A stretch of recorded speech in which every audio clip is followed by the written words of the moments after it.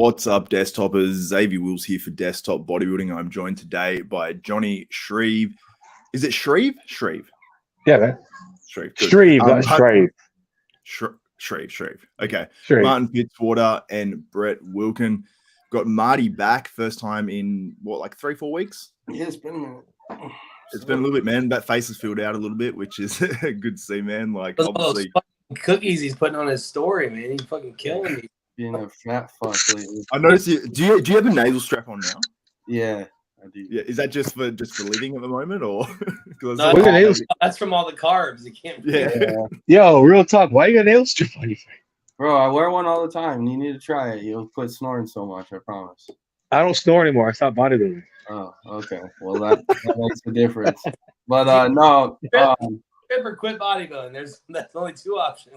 I still snore. Real talk. I still snore, but not as bad. Nor near. I a couple times have a deviated septum, so this really helps. Yeah. But also, I think it would help anyone that is big like us. But I wear it sure. deep, and then today I've just been a lazy fuck all day, so it just stayed on.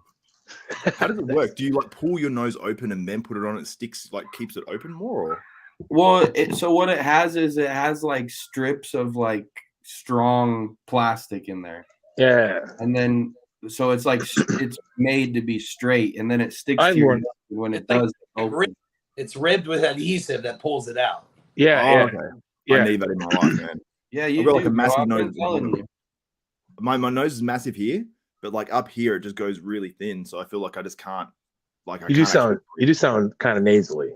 It'll make a difference, bro. I promise. Did I tell you that story last time, Jonni, on the podcast? Is that why you're saying it, or is it just because? No, you sound a little nasally, bro. Yeah, when I first started doing RX Muscle Australia, some guy reached out to me and said, "Hey, man, really cool show." He said, "Do you have a cold or something?" I was like, "That's just my voice, man." I'm sorry. I'm completely healthy. Brett, what were you getting out of your mouth then, man? A fingernail, because that's all I'm doing right now is chewing my nails. Oh. I thought you had hair in your mouth and you're trying to get it out. What's that? But I thought you had hair in your mouth or something. But what's been going on with you, man? Yeah. What's been going on in the life of Brett Wilkin for 4.5 weeks out of Romania now? 4 from today. Yeah. Today. Wow. We bought the tanning and some plane tickets today, so shit's getting really real. So wow. Yeah, we're ready to rock. So just ready. Those last 4 weeks are always the fun part, because how do you feel? Honestly. Overall, yeah, I think it's the best I've looked at this point now. Hey. Yeah. Sure. Good. We'll see how you're doing soon, Nathan. But yeah, so Brett, obviously being 4 weeks out now, you've had being in a different environment this time down at the Raw and Revive gym and being around, obviously, your coach sort of for the first time continuously throughout a prep. How different has it been, and how, I suppose, confident you're feeling now being 4 weeks out and having so many people being able to look at you? Yeah, this is why I made the move. There's multiple reasons. One was it was the purchase of Han. So, we have the house down here. Another main reason was to be down here around my coach, hands-on, one-on-one. So we pose, he looks at me, if not every morning, every other morning. And it's been a game changer, man. Whenever you just have those eyes on you all the time, so you can make daily changes instead of just relying on, photos on WhatsApp or whatever. It works, but in person is obviously way better. So, having that, that motivating environment too. Of course, we had that back in Denver at Armbrust and stuff, but down here, with just multiple people getting ready for the Olympias with Chris in there, it's just things are just rolling, man. So I'm really happy with our setup right now. I'm really happy with, how we're proceeding, and now it's just about finishing it off. It really just finished like I started, and I think it'll go very, very well. Yeah, man, and it's looking like it's all coming together, especially lately. And I know around this sort of 5 weeks, 6 weeks out time, things sort of change in terms of what you guys do and all that sort of stuff. So you sort of get that that last sort of lot of results where you guys tighten up a lot. The muscles just tend to harden and just look that much more impressive. And you can see here, you bring, looks like an extra sort of level of thickness. And it seems like you're going to get back to that sort of Chicago Pro conditioning or better. Is that sort of, I know you've said conditioning is sort of your main goal of this contest, but how do you manage that with still bringing the fullness in? So yeah, I mean that's been the focus, and the cool thing is like Matt's really been, you know, obviously he's kind of let me take the reins a little bit more here because I'm just like, you know, this is how I want to do it. You know, we're not going to focus on size. I want to bring the best conditioning I can bring, but also focus I think we talked about this a little bit in the past, but you know, just the digestion aspect, and it's something that, you know, as bodybuilders we just fucking stuff ourselves all off season. So, you know, we think we have good digestion, but we might not really. When you get down here where you're trying to pull vacuums, you're doing ab and thigh poses and everything like that. So I've just been huge on, you know, making sure, you know, I've been doing a lot of supplements to make sure acid reflux doesn't pop up, because that was an issue my last prep I didn't really ever talk about. And it hasn't been an issue this time. And I just feel everything, you know, I'm responding, you know, like what Martin's seen it, but in the past, like, man, I'd have to do like a couple burgers and fries every 3 or 4 days. And, you know, now that I've got my digestion back, you know, on a better point, and I don't know if it was leaky gut or something like that. I think 75% of bodybuilders in the off season probably have leaky gut, and they just don't diagnose it themselves, you know. But now I feel like I'm getting more from, I'm eating less, but I'm getting more out of it. I'm getting more responsive, and overall, it's a much better physically as well as mentally, which is huge in this game. Yeah, for sure. Absolutely, man. That's awesome. It's good to hear. And I can't wait for that. And did you see the video I did, you versus Michal Krizo head to head? And man, it was like, I put a poll up on the desktop bodybuilding community tab. And basically, I think there's about 4,000 votes. And it was like, you were leading 52% to 48%, and he was leading early. And then it ended up him actually getting 51% of the votes and you getting 49. I did my comparison video, and it was like, I had you winning more poses than him overall, your Chicago pro last year compared to his amateur Olympia in Italy. And I had people that are on your side, but are basically saying like, well, Brett should have won this pose too, like angry me about that. And then I had other people saying that like, man, Krizo wins, like you're biased, all that sort of stuff. So like literally I was like, most people. Well, you're never going to be able to make a video about any of us now and not get like, you're biased. Yeah, I know. Yeah. No, I do appreciate you bringing that up. We both know why you did that is because of, you know, a certain other person on, you know, these podcasts and stuff said that, you know, that they didn't even recognize who I was, or said I had no chance against him, you know. True. And it's not like I'm going to sit here and argue that. He obviously, Krizo, we've talked, you know, me and Nathan in the past talked about Krizo. He's got some, you know, physique wise, shape wise, it's amazing. He's amazing, you know. You know, but he still needs to put it all together. So for someone to disrespect me, you know, I didn't like that, and like you took it kind of in your hands, and then, you know, got more of a broader view on that, and I think it's, you know, a lot closer than you think.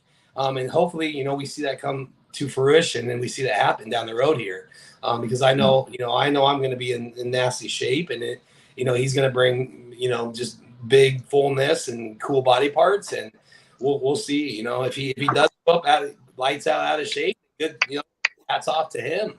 But at least I deserve a little bit of, you know, I feel, you know, my 2 pro shows, I got second in Chicago last year, and I got 6th at the Arnold this year. Like, that's not a bad run, you know. Don't disrespect. Like, I appreciate you doing that and the response we got from it. Yeah, and it's tough as well. Like when obviously, like if I'm putting you next to someone else and doing comparative photos, like I know there's bias in my brain. Like, you know, it's very hard to separate that completely, because obviously I look at you guys in a different light to how I might look at some other guys now that I know you guys and all that sort of stuff. But I do try to separate it as much as possible. And the video I was using of you at the Chicago Pro compared to the video from the Amateur Olympia, 2 totally different qualities, different lighting, all that sort of stuff. It's more just for a fun sort of thing. I'm not saying that, you know, I'm trying to judge it as if you both have the same video quality and just trying to guess it a little bit, you know. So it's tough to judge. And had you stood next to him as well, like I was trying to take so much bias out of it that I was like, am I going the other way now? You know, like I do that when I've had clients on stage and I'm like, oh, I don't know if he's winning. And someone next to me is like, are you high? Like he's easily winning. And I'm like, oh, okay. I think because I always look at it the opposite way. So I do struggle with this sort of the bias thing, but I thought it'd be a fun comparison. And yeah, the comment was, you're a work in progress, which I thought was a little harsh and it was dismissive, I suppose, in terms of the comparison between you and Chris. I was like sort of like like, you know, you wouldn't beat him. So man, I really hope we do get to see that comparison, whether it's at Romania, whether it's at the Olympia. Hopefully we see it at one of those contests, man, because I think that would be a great comparison. But do you guys know anyone who's doing Prague outside of Krizo? Because that's only in 2 weeks from now, Prague Pro. Nope. That's like unbelievable that like no one seems to be doing that show out of all shows. Because I don't know what it pays, because previous years I know some years it's paid more. 10. It only pays 10 this year. Yeah, 10, bro. 10. Does anybody know if Sergio's doing anything? He's not. I actually literally did message Sergio. He what? He just started prep. Okay, I see. Like, What's he doing? he looks, he's tightening up. So I was Like just 12. He's like got like 12 weeks or something. I know, but yeah, that's what I was like. What would that be getting ready for? Something really early here, I guess. Yeah. Early prep for an Arnold, maybe. I don't know. First thing be the first thing now. Oh, Yeah. hey, Arnold's 10 weeks after the Olympia. yeah, that's what I mean. 10 weeks after. I need an apology from Johnny, and I need an apology from Nathan because of. Hey, yo, I was just, you know, I know it's saying, I know it's last weekend. You know what? No. I was, straight up foot in my mouth when I was watching. I'm like, damn, I was wrong. I didn't watch it. It doesn't matter. I didn't watch it. I watch it. I'm like, damn, he's bigger than I thought he was. I'm like, shit. You look good. He was about Antonio winning the Legion. Yeah. Dude dominated, man. Like he Yeah, was very dominant. I was surprised to see that he actually lost points at the prejudging. So not every judge had him winning at prejudging, which blew my mind, because one of the judges clearly must have had Justin Rodriguez winning at prejudging, wherein I thought Justin Rodriguez was better at finals. So yeah, I guess like Nathan, man, I'll go to you. What do you think about that? Because I saw the contest and Bro, don't even ask me. I didn't even watch it. So the only things I ask him, maybe I'm gonna lie and say I've never seen the pictures. I just seen that little man winning, and I just thought, fuck that. I'm gonna go look at the pictures. I thought myself. So Brett's gonna want an apology. So forth. If I don't look at it, no one. So I ain't seen none of it. So I just left it. It's just easier to leave it, right? Just left it, bro. Fuck that. I ain't watching that shit. It was such a poor time show too. Like it was Sunday night. Like so, it would have been like 5 a.m. on Monday for you. You know what I mean? You wouldn't even. You couldn't. Yeah, fuck that. Fuck that shit. Yeah, that's funny. But Nathan, how you been anyway? We'll touch on Tony a little bit more, but how have you been? What's been going on? And man, fucking I had a busy week, bro. Fucking just got new stuff in my gym, putting new flooring down, doing it myself, you know. So I've been doing that, and then I'm managed to do it myself, but quite quick because I'm off to Dubai on Wednesday. So I'm busy, bro. Like I just jumped on here now, ate my dinner, like a fucking homeless hobo, pure dirty and shit. But just nothing, man. Doing my gym and just cracking on with life. Yeah, nice, man. Very nice. Yeah. I saw, man. I've seen the skills of your son. He's getting ridiculously good at football. Investment, soccer. bro. An investment. That shit. Yeah. Do you still have stories up right now? I'll bring it up because it's absolutely ridiculous. I want to see. Dude, he was killing in that video. Of course, Nate's gonna be like that, man. Investment, bro. I'm the same way right now. I'm like, what's she good at right now? Turn the tank top on the sideline, just yelling, and people were like, "No, I'm banned from I'm banned, bro, from a lot of stadiums. I'm banned, man." Of course you are. If your kid play, I'm glad your kid doesn't play hockey, man. I couldn't see you as a hockey dad, bro. No, because like my son's that good, right? He's that good. It's like him and his friend. Maybe 3 of them. It's like a 3-man team, right? It's 7 aside, but it's a 3-man team. So if he loses the ball, I'm like, get that ball back, you fucking cunt. Get the ball. just screaming, you know? Oh, so, how's little man now? 9. Yo. 9. All right. That's your little man. There he is. Yeah, he's 9 now, bro. How tall is he?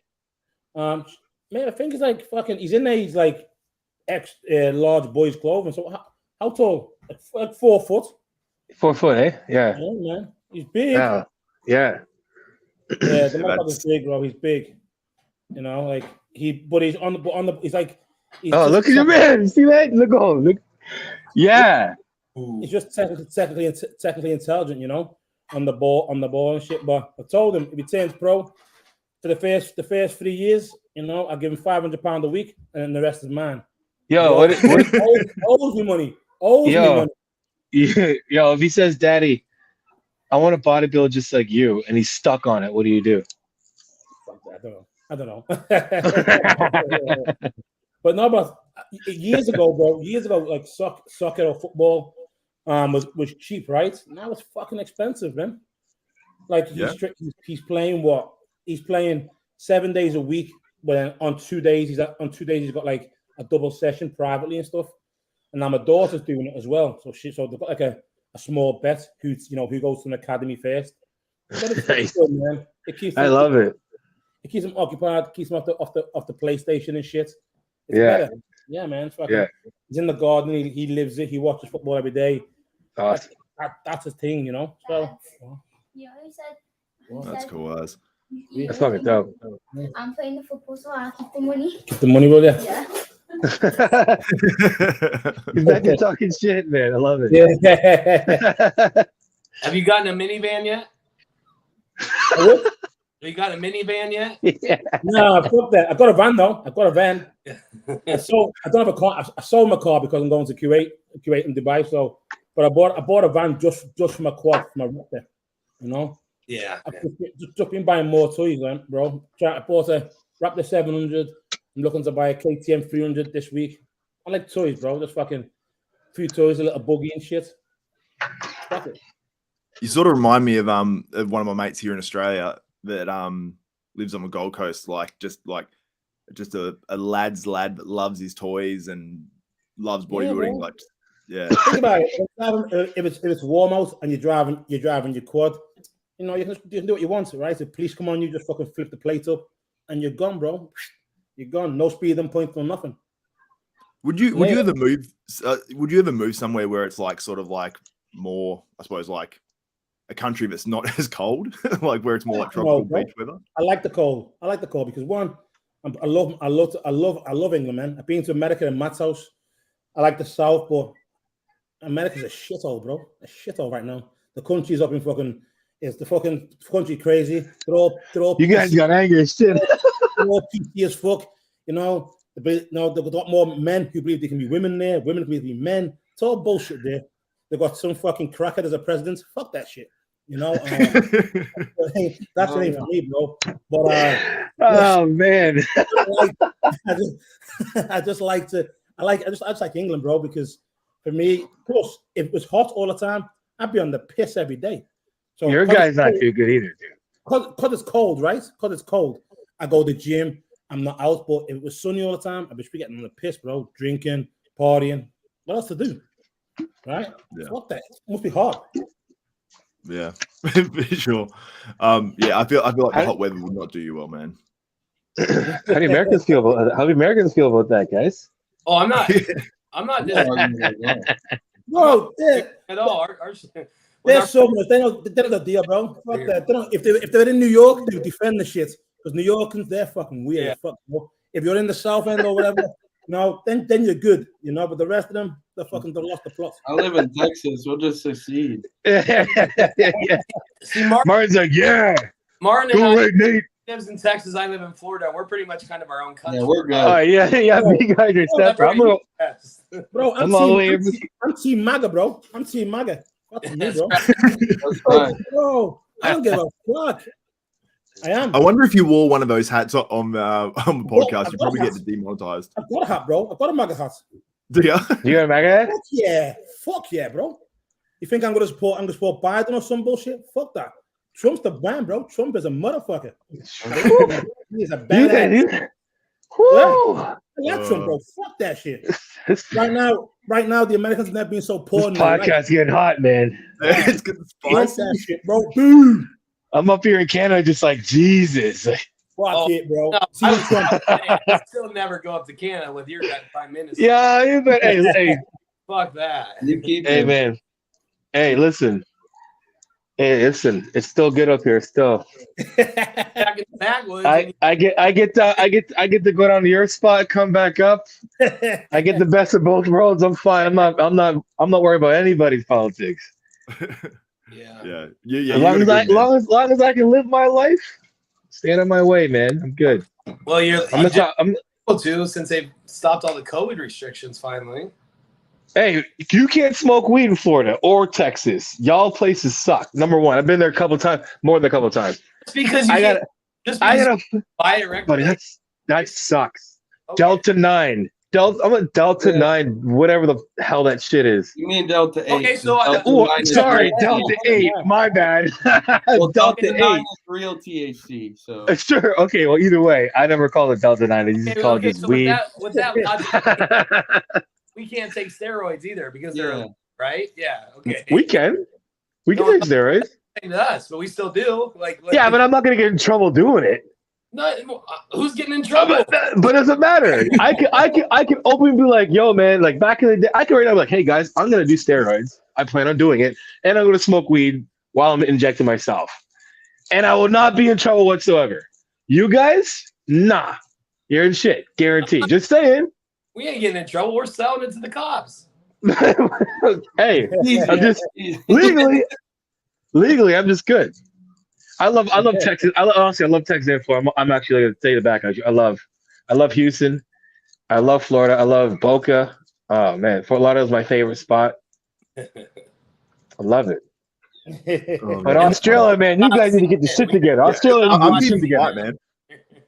Australia need to figure the fuck out. You guys are on another tip down there. I can't speak for that. Like you guys are. Yeah, man. Like the state I was living in, Western Australia. I'm in Tasmania now. It was the most. I think it was like the most locked down state in the whole world or something. It was crazy. Like we sucked. Like it was random because it would happen so quick. Like I remember I went to the shops one morning and it was like 11:30 in the morning, and then like 60% of people were wearing masks all of a sudden. I'm like, what the fuck's happening? And just like go into a store and just ask one of the dudes, and he's like, oh yeah, they just put it out like an hour and a half ago, and then you're not allowed to go out after 5 p.m. or something, or 6 p.m. that night or something. It's like, what? I'm getting anxiety talking about that. Oh god. Oh yeah, I used to hate that. And like every time you hear like a news report or something pop up on your phone, you're like, fuck's sake. We're done. We're free, everybody. We're free to fly. It's so good. No, we can leave now too. So I could I think I can come to America, I think. You think? I love that. I don't know if you have to be vaccinated or not. I think I can leave the house tonight. Hopefully.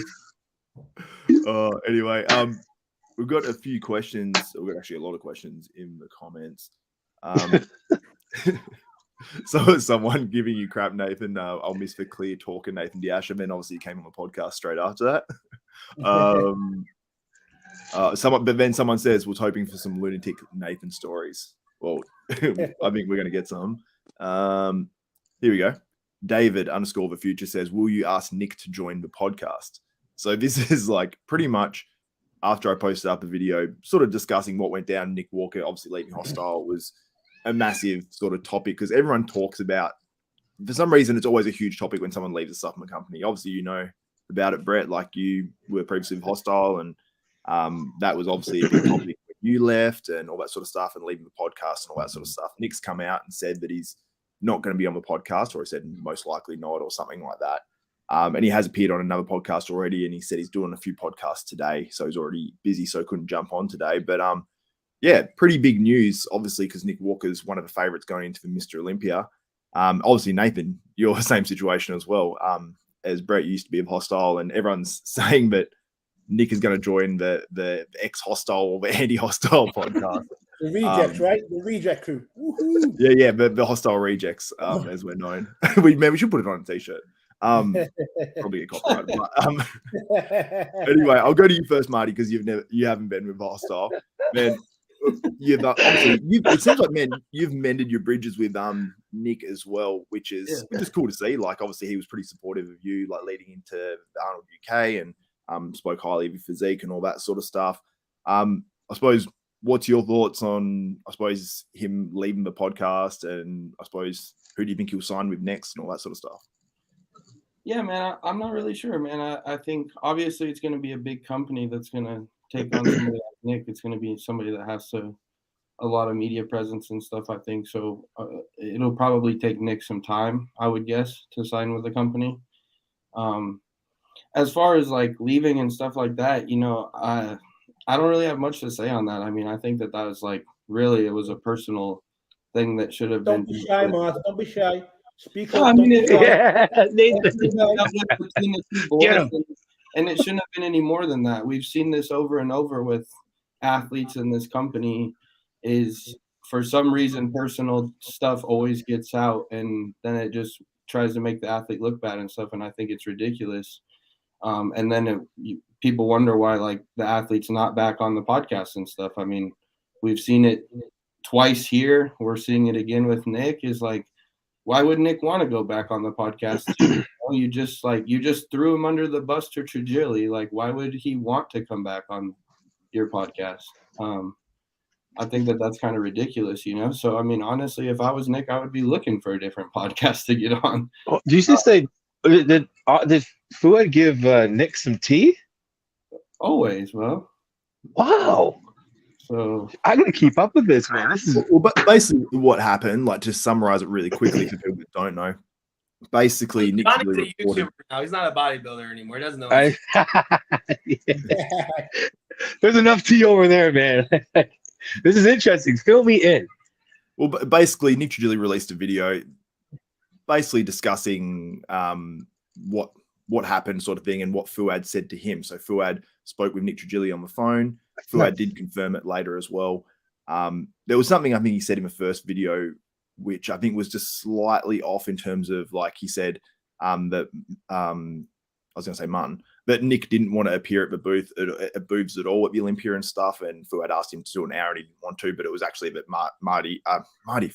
but Nick suggested that he just do an hour because he has so many other commitments at the Olympia and whatnot as well. I don't know if it was an hour a day or what the situation was. So I think that turned a few people maybe against Nick a little bit in terms of saying, oh, you don't want to meet the fans, and the fans reacted, but that sort of wasn't the case. Nick put out a video clarifying things and stuff like that and just sort of said, thanks for, to Fouad and my time at Hostile. And and just sort of then said, I do want to clarify a few things as well, because he obviously does want to respect his fans because he knows obviously that, they support him and all that sort of stuff. So it was unusual to me, I suppose, that Fouad spoke to Nick Trigilli because he's, I suppose, expressed that he does not like him.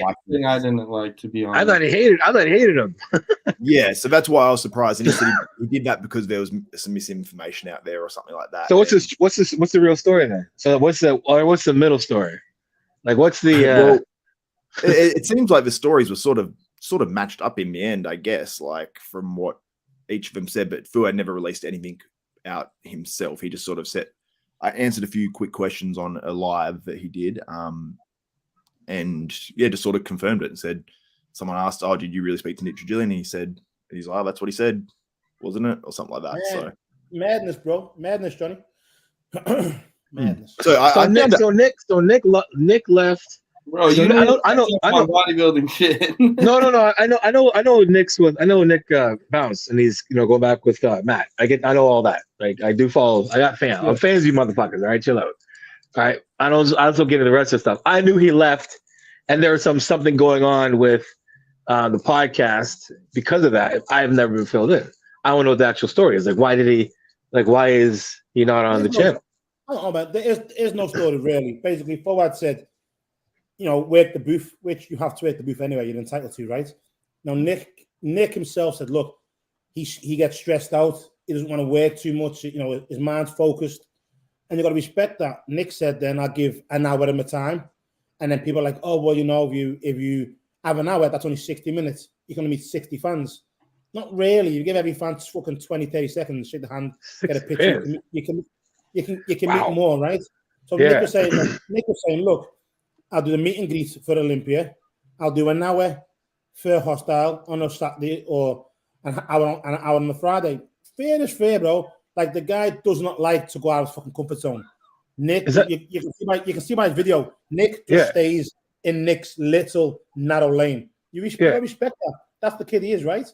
Like me, I like working the booth. When I was with Matt and stuff, I used to walk around Vegas, go to cinema and shit, do whatever I want. But everyone's different. Everyone's different. Nick's thing is, look, man, like, I don't like that. I work an hour, and then like people are saying, oh, you didn't say this, you did say that, but the kid fucking said, look, man, I work an hour, it wasn't good enough. So I said, fuck it, I walked then. Was it in the contract? It's in the contract. You have to work, but I don't think the time was in the So contract. that's what I'm saying. Like here, the smart thing is like, look, if it's in the contract, here's the right and wrong answer. He says if you said, here I'll commit to X amount of time, and then now you're like, I only want an hour. It didn't say but that. if it was left open, then he's got to respect the time that an athlete needs.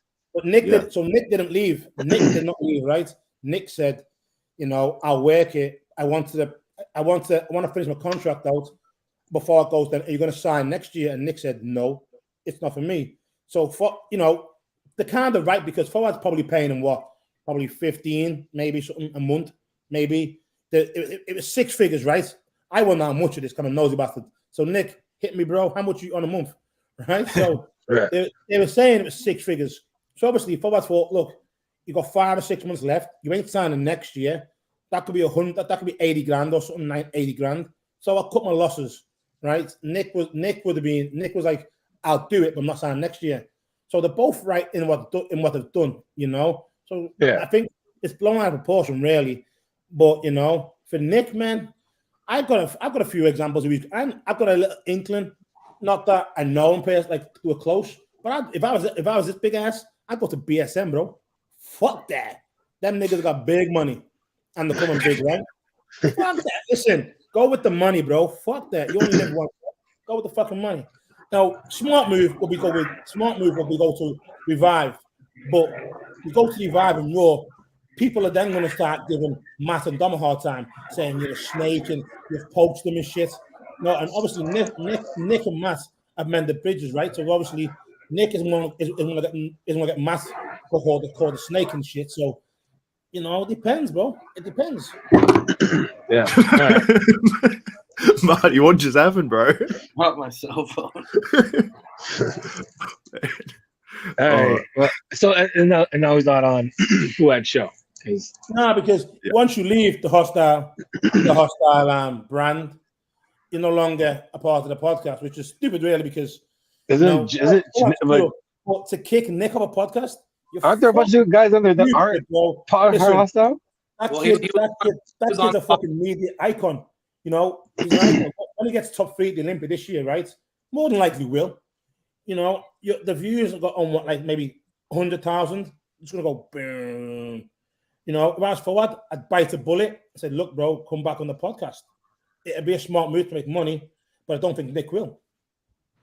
Yeah. Brett, I noticed you was trying to say something before, like your mic I think your volume's a little bit lower maybe when you're speaking, but man, what's your thoughts on what were you going to say before? I think Nathan hit it pretty well on the head there. I think this whole hour thing got blown out of proportion. I think that was just kind of some reasons he talked. Those were some arguments maybe they had in regards to appearances and stuff. And so he brought that up to Nick, and Nick brought that up to Nick Trigilli, and Trigilli ran with that more. I think it just came down to, Fuad was thinking, what does the future look like? And he asked them, are you going to resign? Are you going to resign early next year on a 2-year deal, the signature series, whatever. And looking back at it, and I want to first off say that I have no idea what's going on with any of their situations. I've been in prep. I haven't asked. I've been zoned in. As much as you guys know. And you literally said this to us before we started as well, just for everyone. I know as much as you guys know, and I just see whatever people tell me or I see online. But the thing is, what Nick did is he told him that he's not going to resign in early next year, and so that when that happened, who had flipped the switch because he's like, well, there's no security in this long term, so we should just part our ways now. You know what I mean? So that's why they left. What Nick probably should have done was it should have been like, hey, I'm not sure yet. Let's finish out this contract. I'll decide February what we're going to do. Let's continue to build this. I'll stay on the podcast. I'll keep pushing the products. When February comes after the Olympia, I'll reevaluate and we'll decide there. That's what should have been done. But also we know that there still would have been a lot of, are you going to resign? Are you going to resign? All the way up until that point too. So we would have seen a lot of that and uncomfortableness. So maybe in the long term, this was good for them to split early. With it's just, and and again, sorry, what Nathan said with, you know, that the podcast is held, if you're an athlete, it's going to be held over your head. So once you're not an athlete, even though he wasn't originally, you know, why isn't he on it still? He was there before he was an athlete, you know? Yeah. He's saying that he's not going to be on it. I don't, you know, is it really him making that decision, or do we not know behind the scenes? So like I said, I have no going on there. You know, he'll be just fine. I do know, and I'll say this, I know Raw Revive right now is not offering him anything, you know, just because what happened, you know, the last couple of months and everything. So, you know, Nick has to make a decision if, you know, he wants to lay low, continue to build his own brand, you know, decide his own things when it comes to a sponsor, or, you know, maybe he's on the market right now, like Nathan said, BSN, things like that. So he just needs to focus on Olympia right now and finish it out. Yeah, and I think it's like, in a way, it's admirable what Nick did, because most people would do what you said, Brett, would say, look, I don't know yet, like, just, you know, like, or say, yeah, or a lot of people would fake that they're going to resign, get towards the end of the contract, and then go a little bit cold and then call it, you know, because that's fine to do, because most people, you know, you have a contract in place for a reason, because you want that security financially, and that's your right. As what was the reason for not resigning? He wasn't finding he didn't. He said in his words, right? He didn't like the way the company was going. It's not for him. That's what he said. It wasn't for him. You know, he believed it was going in a certain direction. Wasn't going in the direction he wanted, and he wants to go in a company that he can see his career out, basically, and that's just not for him. You know, he's only young, bro. He's had what, 2 sponsors? Okay, he had more prior, but he was an amateur, right? So he had 2 sponsors. Everyone's jumping on like he's had loads of sponsors. He's had 2. There's guys who are fucking 3 and 4. So what, you know? Yeah. And you know, you like Xavier was saying, then the kid was honest, man. You know, he said, look, I ain't signing. He knew what was going to happen. He was going to get told to leave, and you know, it is what it is. He said, look, cool, do what you do, and I'll leave. This guy RJ said, for what, said he can come back on. Yeah, he actually did. I did see that somewhere. Listen. Why is he not on? But Nick, why is not on, right? And Nick saying, you know, it's okay. Look, imagine me signing with Revive tomorrow, right? Yeah, and I'm going on the podcast with Matt and shit and whatever, and then I leave. Oh, Matt would be stupid for me to say, oh yeah, you can't come on no more. Tell him, like, you're the cunt. You're the total cunt, right? So before I said you can come on, but Nick thinks like, well, if I come on, I think it'll be the same. You know, I didn't get an invite to come back on. I know Brett never. So, you know, in his mind, he's going to think, well, things will be the same, will be different. And more than likely, it's going to be different anyway, you know. Yeah, the vibe and shit, It's sadly, you know, but it's fucking, you know, it's the young lad's fucking decision, and respect. Everyone should just respect it. I don't, for me, personally, can I see it coming? Yeah. Like, when I left and stuff, you know, me and Fawad just went our parted our ways. It wasn't no animosity or nothing. I knew Nick was going to come over. You know, you could see it once he left Revive and stuff. It was blatantly obvious. I think a lot of people did, but you know, it's just different when you leave to go back on something, you know. And now he's just like thinking what he should do. And obviously for him to leave the contract, the kid obviously doesn't need the fucking money. Otherwise he wouldn't have said it, right? Most people would have just dragged it out and took the money, but Nick's like, fuck it, you know, it is what it is. And because he knows he's gonna get top 3 Olympia, he's the top 4 at the worst, you know. Let's be honest, you know. And did he want to put Hostile in the top 4 position? Did he? You know, you don't know, because he's thinking he could sign for the company tomorrow or the day after, right? And then get a contract there. You never know. I saw Labrada, bro. I don't know if he was secure at that top 4 spot. Labrada looks. There's so many guys that look good, man. Fuck, bro. Listen, Xavier, stop being politically correct, bro. There's not so many guys who can get top 5. Don't talk out to your fucking white. No. I said there's so many guys. Listen. Yeah, okay. Labrada looks good. Labrada looks dope. He's no Nick Walker, bro. Let's be honest. Listen, he looks freaky. I'm not sucking Nick off or nothing, but Nick's a fucking. No, Nick is nasty, right? Straight up. I'm not saying I'm not taking that from him. I'm just saying I just saw, like, it's not like they were off last year. They're like 4th or 5th. You know what I mean? So listen, Listen, both Hunter got a bye, bro. His ass should have been 7th last year. Regardless, I'm done with this year. Looking at it, I'm saying if he made those, if those picks of what I see there of improvements he made, and he's still going to get better. Hey, I'm just saying I don't think Nick's got to walk in the park. I don't think anyone's going to walk in the park this year. Yeah, no one's going to walk in the park, but Nick will beat him. That's my opinion. Yeah, bro. I bet you on it. I bet you on it. I ain't taking no fucking bets, man. It's the worst sport to bet on. Bro. Don't be a pussy. Don't be a pussy. I'll sure whatever. I'll take the bet. I put $2,000 on it. Nick will win. I mean, I will see Nick win. If it was another person, give me someone else. Give me someone else, not Hunter, because he could possibly definitely beat him. That's a flip of the coin. That's easy. I'm not betting on that. Bet me like Nick and like someone else. Nick and like who? Nick and like Jesus Christ, Jack. Andrew Jack. Listen, can Nick beat Jack? Can Nick beat Jack? Are you kidding? Listen. I'm asking. I want to answer. Listen, can Jack get Jack from the back? That's the question, bro. That's the question. Is asking to get strength from the back. Listen, I'm just saying. His front is a Mr. Olympia. Is it enough? Is it enough? No. If Jack comes in, peeled. Jack comes in peeled. If Jack comes in peeled, if Nick comes in his best, peeled. Don't matter. We haven't seen both of them on the Olympia this year either. So if they both come in foolishly peeled, inside out, who wins? Nick.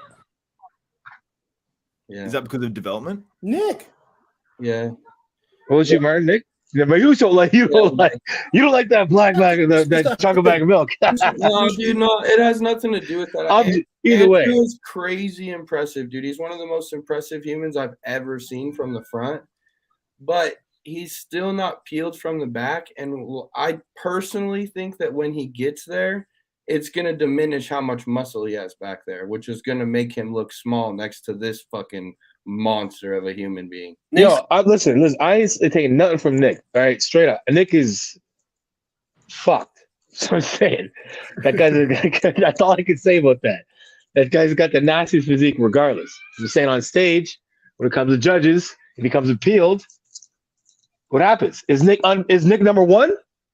Is Nick number one? Battling for number one? It depends what sort of improvements Nick makes. Because Nick's like think about he's essentially loading that. Goddamn, that guy's. Like, I love watching him train. Sorry. Yeah, I know. Yeah, I bet you do because obviously all your videos and stuff and why you're like. I love this. Why you are on technique and stuff. I love this. The king of technique. But Nick has like obviously he made huge gains going into last year. Like he made I think huge gains even from the New York Pro to the Arnold, where he looked I think next level.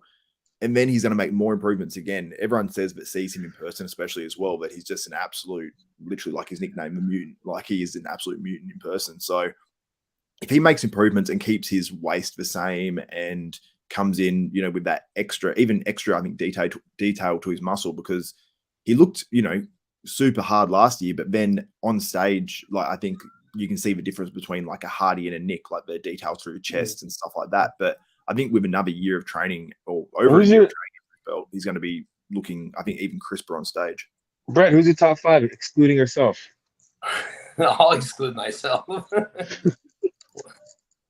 No, so I trained with Nick yesterday, Johnny. Like he's 285 right now, already leaning up. He's going to be. He said that he was 245 last year at the Olympia.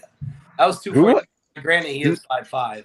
But he'll be 255 this year in just same shape. So, and a lot of that's not on his quads. We train quads, and he's improved his legs. So you'll see improved his legs. It'll be a good difference there. Yeah. But my top 5 right now, you can't move the 3 guys from last year. I mean, I'm not saying placings right now. I'm just saying Hadi, Rami, Brandon, and then. I still got Nick and Hunter in there too. Dude, I've got the same, except it's such a hard thing because I have Hunter like obviously the judges like him. He beat Nick last year when I think, I had Nick beating him. And that's why I look. That's why I always like I know I understand judging things. Like I always in my head have to think about these are judging panel. Like the fact that he won last year. It's not like it's a for sure thing. If Nick does this, he's 100% because Nick, I thought last year was better than Hunter. Yeah, likewise. So that's why I'm like by a mile. Like when I saw it, so it wasn't like it's not like I'm like Nick is unbeatable or like I'm putting him to whatever. I'm like these are judges that make some decisions sometimes that just aren't as accurate as they probably should be. Yeah, and then you got Bonac as well. So for me, like I would have the same top 5 as you, Brett, except maybe sub out Hunter for Bonac. But then I'm like, Hunter getting 6 for lower, I think he's going to be way better than last year, and last year he got 4th. So it's like there's just here's the thing about Hunter, and I know, and Martin knows this too, is like we've seen Hunter win every show besides the Olympias, and it's been based off of his shape, off muscle, muscularity, and shape. We haven't seen Hunter in full condition yet. You know what I mean? I don't even think we've seen him at 90% condition yet, and meaning that no one's peaked him right yet. And I've had a conversation with him. They haven't fully got the water off of him yet. So the thing, like Hunter can, if he peaks right, they do it right, they get all the water off of him, he can jump 3 placings and be in the title race. Or if he doesn't get the water off again, he could drop back 2 places. You know what I mean? So it's like it's gonna come down to that final week for him. He's made improvements, he's bigger, he looks better, but it's gonna come down to always with him, I feel like, is they need to figure out how to peak him and then do it consistently. Because I can guarantee he's never been over 90% peak for sure. Yeah. No, I haven't seen it. Yeah, no, I agree. And we'll go to some listener questions as well. But Marty, I'll ask you about what's been going on with you, man. But this guy here says about to have to go grocery store. I'm gonna have the podcast blast. If anyone complains, I'm gonna go road rage. I love it, man. People just taking us wherever they go. Oh, yeah. But yeah, so get your questions. But Marty obviously had a little bit of time off the podcast and stuff. You had a lot going on. Like you made comments. They got released publicly, but it was to friends. That obviously someone went low key and ratted you out. And even Nick Trigilli said he's like, man, that's whoever that was. It's not a good. That's not a good friend or whatever. So. It was Nick. But yeah, what's been going on outside of that, and obviously, if you want to touch on any of that stuff, in there as well. Yeah, no, I mean, I released a YouTube video. If anybody wants to go watch that, they can go watch that about all of that bullshit post-show stuff. But I'm back to just being Marty right now, chilling, training, doing my thing, getting healthy, and just kind of enjoying some cookies and some burgers, as you saw in my story. I can see on your face. I'm up like 10 pounds from stage, probably, maybe a little bit more, 10, 12. I'm actually gonna pull my like diet down a little bit more. I just want to be back closer, like to around 10, maybe 8 pounds above where I was on stage, and I'll just hold that for a while and just keep dieting consistently. Get my blood work done here soon. Get healthy. Headed to Florida this week. Go see my boy Brett, as well as spend time with Ariel and stuff. But make sure to get a session or 2 in and push my boy. Make sure to get him ready for Romania and have a good time, catch up. So that'll be cool. Other than that, not much is new, man. Just doing my thing. Nice, man. I like it. We'll go to a few questions now. Marcos Cabo says Andrew beating Ian ? So Andrew jacked versus Ian. Yes. That's an interesting matchup, Johnny. You have Andrew beating Ian. Yes. Really? Sorry, Ian. Yes. Interesting. Marty, who would you have?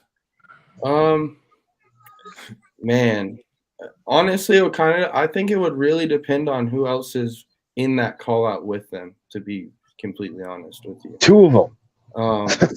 Yeah, I mean, if you put them next to each other, man, I really think Ian would win. Ian gets dude, in person, there's not very many people that look like that, man. There's that skin texture and shit is fucking wild. He will expose. So then Andrew and Antoine. Andrew and Antoine. Andrew wins. That's crazy. Why? Why? Because I seen them both. I seen them both, and I seen them both, and I had Antoine beating. Well, I didn't think Ian was peaked very good there, but I just watched them both in person. They were both inside the fuck out. You had I saw them both. Yes. Toronto or in Vancouver. Yeah. Just people like Andrew, dude, man. Antoine put on some good size and upper body this year, and he gets fucking peeled, and he can present it. Yeah. Period. Like that's probably my only knock on Ian is his posing. I think he lost size and he balanced out. That's what I think. No. I think yeah, I mean, we're saying the same thing. We're getting the same ending, just different, different directions. But yeah, he just, and he's not like he's outsized either. No. He's already. You know what I mean? So it's like I had him. So if you're, I'm looking at him. I look at everyone when I do comparisons. I'm assuming they're peeled. I'm not assuming them just from like the show before when they weren't conditioned. I'm assuming like anyone says like this guy and this guy, are they peeled on stage? I'm not like this guy 80%, this guy hit him normally at 90% all the time. You know what I mean? Yeah. So I look at that. I'm like, if they both are peeled on stage, like if everyone's saying Andrew's the same size he is, like he's not like small, like a tall dude that looks small. He's like, so he's a big ass dude who has him in size and shape and peeled. I'm gonna go with Andrew. See, I think if Andrew's peeled, he has no hamstrings. Like the rest of him is so crazy impressive, but he will be missing body parts like peeled to the bone. I'm not. Ian's hamstrings don't come in, and his glutes come in sometimes. But I feel like they don't get the deep separation lines. Yeah, he just doesn't have deep lines, but they are hard. Hard as nails. And that's what it is. He is always hard. Yeah. And just some people have like my glutes come in no matter what, like peeled all the time. But like I'm not really peeled unless my hamstrings are peeled. You know what I mean? Yeah. So like even Ian's like hamstrings, you don't see him like. That's like mine's like I'm not peeled till my low abs are peeled, but like my glutes like right away. Yeah, your glutes inside out. Yeah. So like I look, get a back shot of these guys. Back shot. You can see there, obviously the side leg. Like because it's not like it's great there. Like Ian killed him the side leg, but it's different. It's just different look. Yeah, Ian doesn't have the crazy separation, but you can see. Yeah, even both are hamstring aren't that. You know what I mean? And Ian's considerably leaner than way leaner than like Ian's always on. Even Andrew, Ian's off is like 90. Yeah. I think these two versions. I think that'll be a really good battle, honestly. But it'll be a battle for like 7. I think we're gonna see them right next to each other on the Olympia. Like they're literally gonna be one place apart. Yeah. Yeah, for sure. I think Andrew, like, there's certain shots that he kills. Like, he kills Ian on this one. Dude, Andrew in the front double and the front lat spread kills almost anyone, man. He's fucking wild in those 2 shots. Too wide. Then you move these shots, like, I think Ian dominates, like, the side of the chest. And Ian's legs are wild. Yeah. Yes. Absolutely. I think Ian's side tricep is obviously, I think it's his best shot. Like, I think it actually looks really, for a guy who's a mass monster, it actually looks really aesthetic. Yeah, his side tricep. His quarter turn shots are good because his quarter turn looks great. His waist is small. Yeah. His quarter is outrageous. Nathan, who would you have winning between Ian? Just say these two's physiques, Ian and Andrew Jack. These two are completely different shots. Peeled or just fucking as they are now? Just say in this contest, and who do you think will win at the Olympia?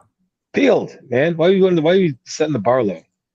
Oh, because I think Ian has a better chance to come in condition, like fully shredded compared to Andrew. This whole thing's hypothetical anyway. Someone will give us some right parameters. Yeah, but he comes in 90%. He comes in 6. But I think if Andrew comes in just as shredded as Ian or just as dry, then I think Andrew wins. But I don't think that will, like, based on what we've seen the last 2 contests, like everyone thought he was going to be much harder at the Arnold Classic UK because he said, "Oh, this is only 70%. I'm going for 100 at Arnold UK." But maybe once he qualified, he was like, "Oh, took the foot off a little bit." 9 pounds down for the Arnold Classic, so they kept dying. It depends on the lineup, really, because that's what I said. If the lineup consists of Nick Walker, Ian, Ramy, and the bigger guys, Andrew gets smoked, right? But then if the lineup consists of Andrew, Ian, Brett, myself, Samson, whatever, Ian gets smoked, bro. Ian gets dealt with and goes last in that call out. How big is Andrew? How big is Andrew on stage, right? Like, what's his actual stage weight? Well, I bet he's like 280. He don't look that. He's Don't big, look that man. big.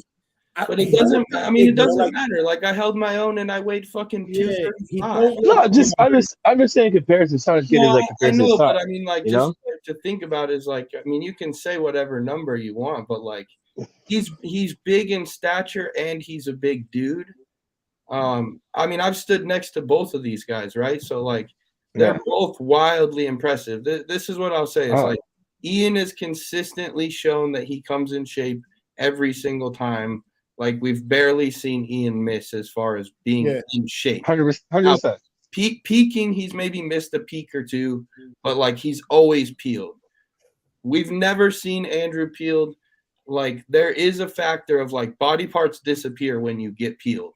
That's the only question mark for Andrew. Like, if his body stays exactly the same, but he gets striated and hard top to bottom, he's in the top 5. But there's so many question marks there, man. Like, you can't, I mean, obviously it's all hypothetical, but like, it's really hard to be hypothetical in that situation when you've never seen somebody peeled, because like so much changes from like that 7% to that 4% or that 5%, you know, like your body changes drastically. I get that. I get it, that 100%. Yeah. But it's one of those things. I prefer Andrew's physique, like absolutely. Like, I look at their physiques and I'm like, Andrew Jack, that's the dude. Like, just taking everything out of it. Like, just say I don't know these guys whatsoever. I would say Andrew Jack 100%. What's that? He's got a beautiful physique. Like, it's amazing. Yeah. But if you're judging on current criteria, I go, okay, take the subjectiveness out of it in terms of what physique I like, take the personality out of it, because, like, you know, I've always sort of talked to Ian and I like Ian and stuff, and I like Andrew too. I just don't know Andrew very well, that's all, obviously. But take that out of it, and then trying to judge it in a bodybuilding sense. I mean, these two packages, I mean, Ian, you might say he's not fully peaked here as well. Andrew said he wasn't fully peaked. So I think these two packages, I probably have Ian winning, just because I think he wins those back shots and he wins those side shots. So you're saying, okay, that's 4 shots straight away. I think Andrew probably wins just about all the other ones though. So I think it's actually probably a pretty close battle, but I don't know who will come out on top of the Olympia. I think it's actually going to be an interesting one. And I agree with Brett. Like, I think they're going to be side by side on stage in the same call outs. It's incredible, the depth. Like, this is the first time that we've had to, like, with such depth of, like, you know, you got 12 guys that we can, that I've heard 12 different names that have been inserted into the top 5. You know what I mean? Yeah. Think about last year. Okay. Think about last year. Who got 10th? So 10th last year was, let's say, Moshe Ban. You know, love the dude. Great, good athlete. You know, solid, a winner. But no one ever was like, hey, he could be top 5. You know what I mean? Yeah. Last year, Moshe Ban's going to be top 5, and he got 10th. This year, a guy that's going to get 10th is someone that we'll talk about. Yeah. Somebody definitely said he was going to be in the top 5. What? I said, whoever gets 10th, there was definitely somebody that made a prediction that said he was. What I mean, that's how deep it is this year. And so everyone in the comments is like, you're not talking about Derek Lunsford and something. It's because we don't know, but we definitely see that could be a possibility. Yeah. You know what I mean? Like, there's plenty of guys. Samson, you know, who we don't know. He could be 290 and ripped and get in the top 5. But that's how deep it is this year. Is like, we have 12 names that have been inserted into the top 5. When you're looking at last year, you had Justin Rodriguez in 9th, Moshe Ban in 10th, and no one ever even mentioned their names in the top 5. Yeah, and when you go through the list, it's crazy. You got Nick Walker, top 5 last year. Nathan D'Asha, obviously on the podcast, 7th in his best at the Olympia. Yeah. You got Big Ramy Mamduels Baye, Mr. Olympia. Brandon Curry, Mr. Olympia in the past. Hardy Chupin, a guy who you could debate when Brandon Curry won his Mr. Olympia, that Hardy could have potentially won that. 100%. Hunter Labrada, obviously, was 4th last year. You got Sean Clarita, who might do the Open. You got Regan Grimes, who's out of it. Like Samson Dowder, he's obviously looking enormous at the moment, and he's a guy that's being predicted as a potential top 6. Bonak, guy. Ian, like Raphael, like, man, Bonak, like Bonak. you got obviously Ian, you got Antoine, you got Akeem Williams, who finished 6th in the Olympia just a couple of years ago. Andrew Jack. It's a nasty. I'm going. Like I'm already Yeah. booked. Got my Airbnb. I'm there all week. Hell yeah. Lunsford, Hollingshead. I'm excited for this one, dude. Like I'm going, Man, people were predicting Hollingshead to be top 6 potentially in the Olympia just a couple of years ago when he wasn't, when he didn't make it over there. Listen, first to last will be dope. Just saying. Like, yeah, it's going to be crazy. But there is going to be obviously a huge amount of names in the lineup, which is something that's sort of been discussed a fair bit on other podcasts, on other news channels and all that sort of stuff. There's probably going to be 30 to 35 guys qualified, probably 30 to 33 guys qualified total by the time we wrap this up. And you might be obviously one of them as well, Brett. I want to be there so bad. I just want to be part of it. It's going to be awesome. It'll be one of the greatest Olympias, especially just because it seems like pretty much everyone's doing it. Most guys are doing it that are qualified on that list. You see a couple and you go, okay, well, Angel Frias-Calderon, he's not doing it. Maybe Sean Clarita's not, but most of the other guys are all doing it. So that's what's exciting about it, because other years we've seen like 8, 9, 10 guys drop out of the lineup, and it's like it's gone from being, wow, it's going to be a huge lineup, to being, okay, there's 18 guys in it. So I think it's cool to see that all the talent's there, all the top talent in general is going to be there. So it's super exciting. Does anybody here think that Sean Clarita should do the Open? No. Follow the money. Yeah. Yeah, I don't think so. Follow the money where? It's 212? I will say he is looking absolute nasty, but yeah, you gotta just go and show out and show that you're the best smaller bodybuilder in the world. Yeah, because man, like the 212, because I think just because of the names that have sort of left it and just a bit of a shine sort of come off. Clarendon's top 7 and Open. Daddy Snacks. You just lost credibility, my man. Yeah, I disagree. I'm sorry. I mean, hey, wait, no. I mentioned in a video the other day, like Clarita's like one of these guys that I never ever thought there was any chance of him winning Mr. Olympia. Like when he was doing the New York Pro and placing like 8th in 212 shows or 202 shows, maybe it was back then. I'm like, no way this guy can get to winning the Mr. Olympia. He's way too short. It would just never happen. The fact that he got top 5, I was like, holy crap, that's the ceiling, and then he won the Olympia. It's sort of mind blowing. But to beat guys that are, the level of Andrew Jack or Ian Valier, even that level is going to be really, really tough. And those guys, if you place it out based on previous placings where everyone's sort of predicting everyone, Ian Valier, placed 7th for the last couple of years. For him to hold on to 7th is going to be really, really tough. And that's no disrespect to Ian Valier, because even if he improves, I think he could still finish. Like he could have an improved physique and finish 9th. So that's sort of the quality of the lineup. So for him to go Open, I think would be crazy, especially this year. Maybe win the 212 this year, and then if the lineup's much weaker next year, maybe go, I'll give it a go once in my life. I'm sure the sponsor will say to him, stay in 212, right? I'm sure someone will have a word. Don't even Matt will tell him, look, I'll stay in 212. Just be sensible, I'm sure Matt will tell him, Matt's not fucking daft, He's going to say to him, look, you want more money? You want more fame? Stay in 212 because you fuck with the big. It sounds bad to say, but a lot of the shows this year, early on the year, the lineup's being a bit shit, right? And anyone could have won a show. So when it was proven, but when you go to the Olympia stage, it's fucking different kettle of fish. You know what I mean? Different kettle of fish, bro. No, absolutely. We've got a ton of questions in here. Jihan, all the questions so serious, no funny questions. Yeah, yo, what's funny? I just turned on the comment section. Oh, yeah? It was on private chat part for. I was like, what's going on here? I clicked on the comments. Yeah. Jihan says, I'm not going to try to pronounce that name because I'll just be sounding it out. Says, I have a feeling that that special invite Derek can win the Olympia fluke. I don't know if it'd be a fluke this year. I think it's impossible to actually fluke an Olympia in this sort of a lineup. But does anyone think that Derek can win the Olympia this year on the podcast? No. I'm not going to answer that question. Everyone's I'm not going to be involved in that at all. No. I mean, I think like just the way Derek looked at that guest posing, I don't think he will win the Olympia this year, but I think he can make a splash for sure, because I just keep looking back and comparing it to Nick Walker back then. Nick was still, I think, bigger overall, and Derek was in better condition. So obviously it makes him look more impressive, sort of a way. Derek was aiming. Derek was aiming for that show. People are fucking deluded, like, oh, he went there, that's how he looked. Listen, that motherfucker is smart. So is Harry, right? They went there knowing to be big, knowing that most of the guys will be off the gear and shit and just relaxing, knowing that Nick will be pushing a little cruise.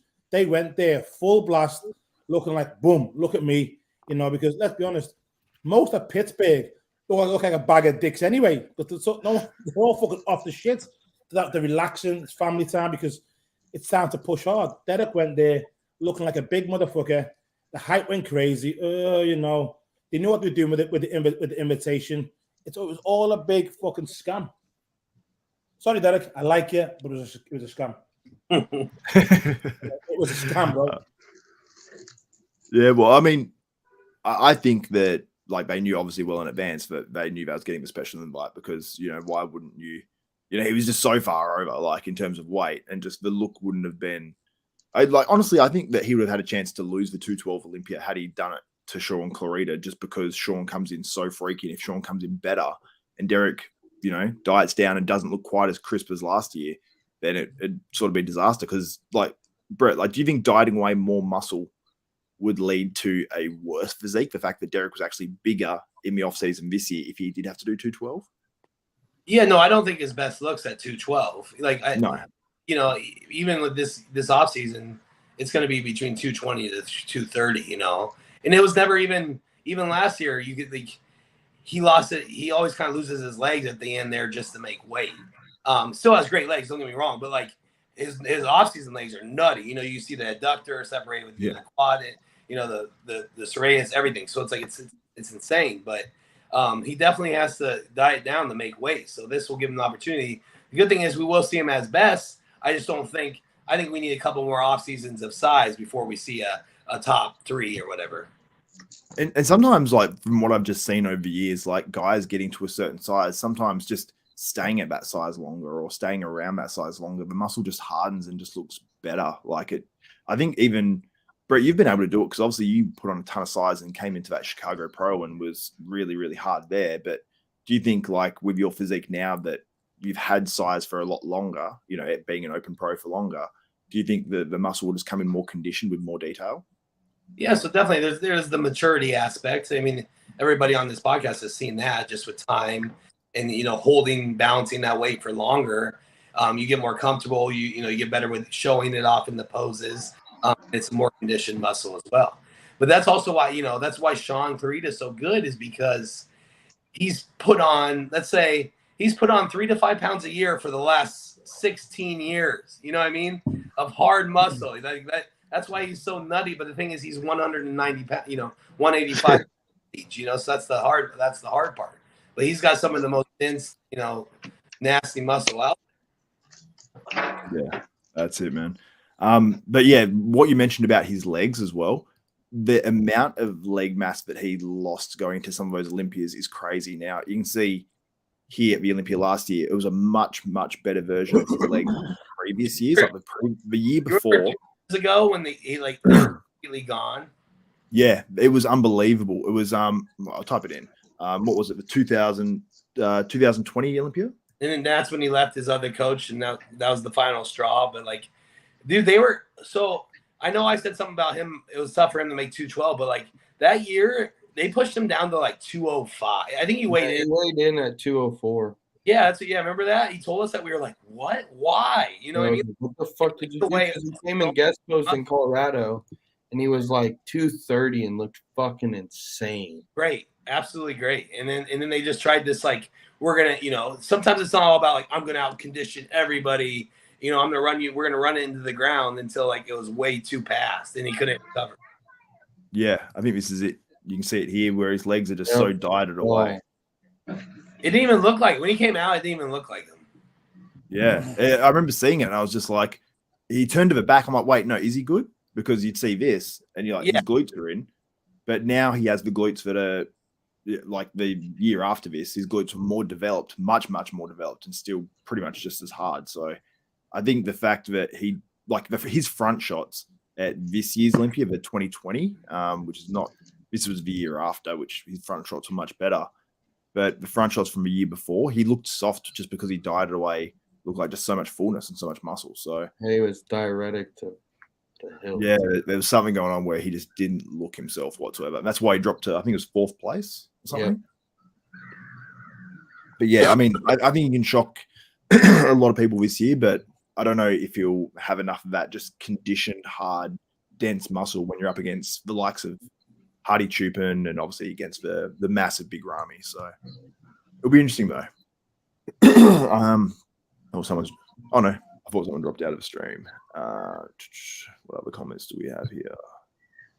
Jonni, what's been going on with YouTube, man? I want to ask you about that because we didn't get to touch on it last podcast. You've been blowing up. Like, your views I've seen have gone, man, through the roof. I'll pull up your YouTube channel so people can have a look at it. But I suppose what's been going on with that, and how have you, I suppose, you've always had a good channel, man, and always got views and stuff like that, but it seems like you've sort of gone to another level. I just traveling, getting out, and then doing the same stuff I'm doing in different parts of the states makes a big difference. Yeah, it just like kind of it opens the algorithm right up, right? And then it's like doing stuff that people like, you give them value. When I started my channel, I started like everybody else when I was young. I was young actually, 12 years, like the 2012. I was like, I'm gonna start a bodybuilding channel. I'm gonna show people you can make it, blah blah blah. And I thought I would just post videos of me training and doing the road to Arnold's, road to nationals, road to this, road to that, and no one watched it.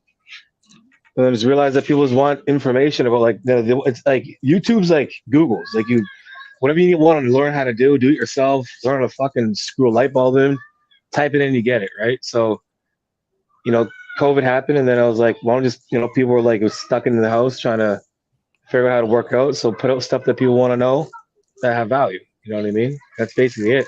And just kept doing that over and over and over again, and then dumbing it down even more to make it even more like simple and simplistic for people to understand, because no one really knows what they're doing, right? So yeah, for sure. Well, you got 392,000 subs, man. So you're killing it. You can see the videos, obviously, 48,000 your last, 53, 101 here, and that was only 9 days ago. And these are videos that it's like evergreen content too, where you can get like views, continuously keep getting views. You know what I mean? It's not one thing where you're not going to get any views from this video anymore. Like more like mine, where some of them, like the Bodybuilding Universities and other podcasts, get more views continuously, and it's a slower burn.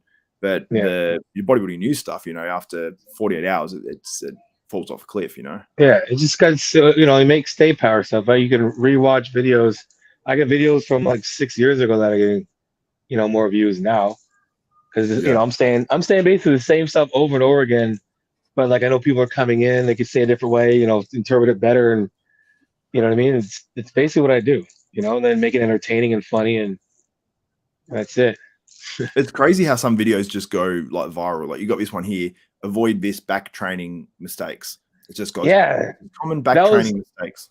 I did a training camp in Cali, in LA.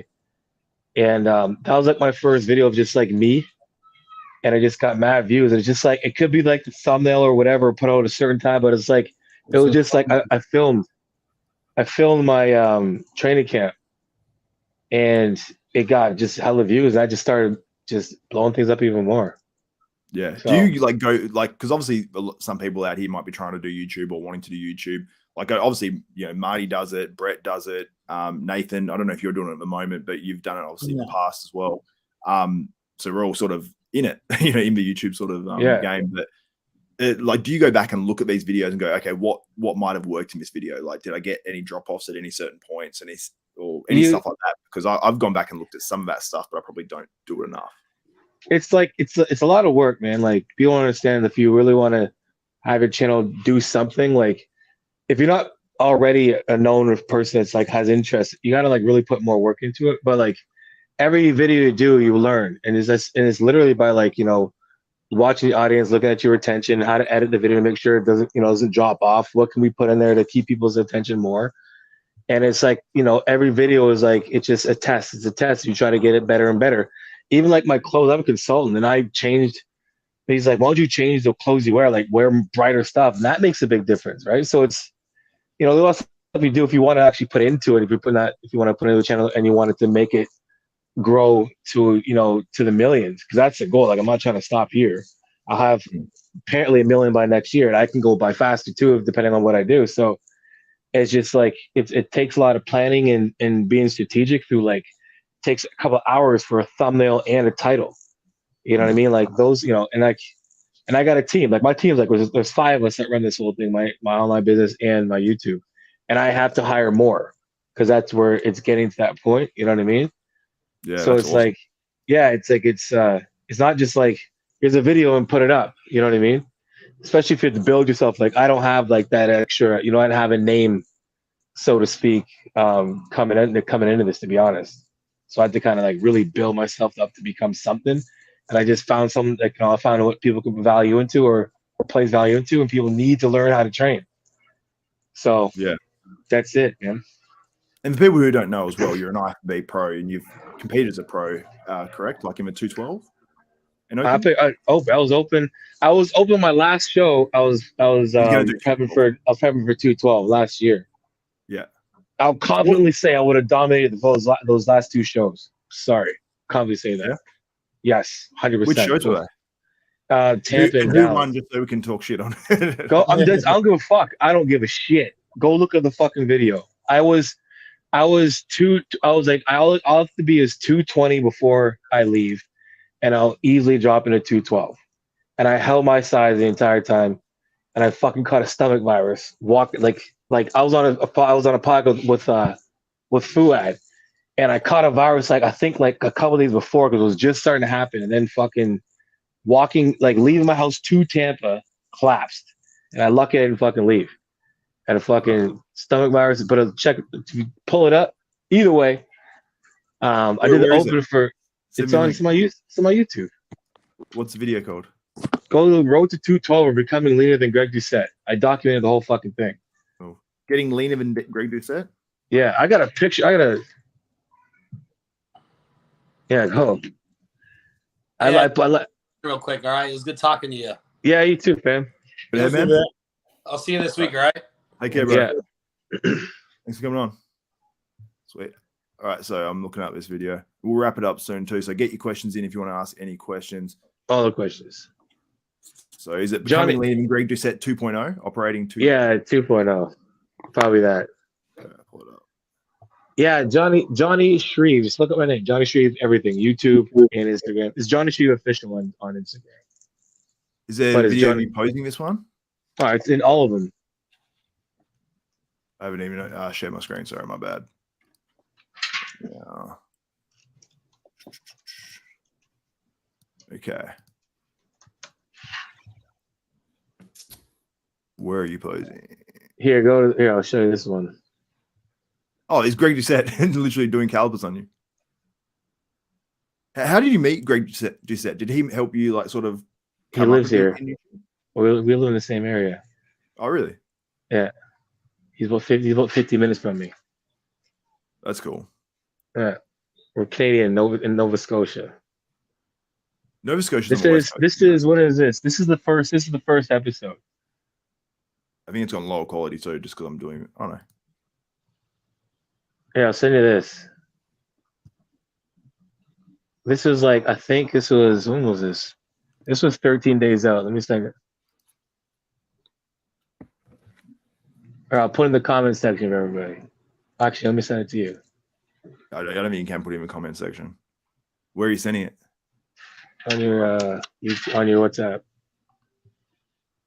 Someone asked who finished last at the Olympia. They just want us to shit on one individual person doing the Olympia. Let's do it. Link. All right.